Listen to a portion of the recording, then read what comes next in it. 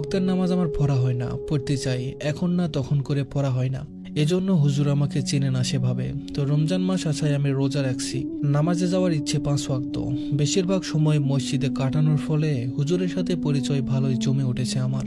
তার সাথে পরিচয় হয় বুঝলাম তিনি অনেক জ্ঞানী এবং বুদ্ধিমান একজন মানুষ। জ্ঞানী বলছি কেন সেটার ব্যাখ্যা করছি। আমি তাকে বিভ্রান্ত করার জন্য প্রশ্ন করলাম, হুজুর, আল্লাহ তো আমাদের মানুষের অলৌকিক কিছু দেখায় না, তাই না? এই যেমন ধরেন, আমরা ছোট থেকে বড় হই, কোনোদিনকে আমরা দেখেছি আমাদের হাত পা হঠাৎ চোখের সামনে 2 ইঞ্চি লম্বা হয়েছে? হয়নি। কিন্তু আবার গাছের পাতা হয়, ফুল হয়, ফল হয়, বড় হয় আমাদের সামনে, কিন্তু হঠাৎ করে বড় হয় না।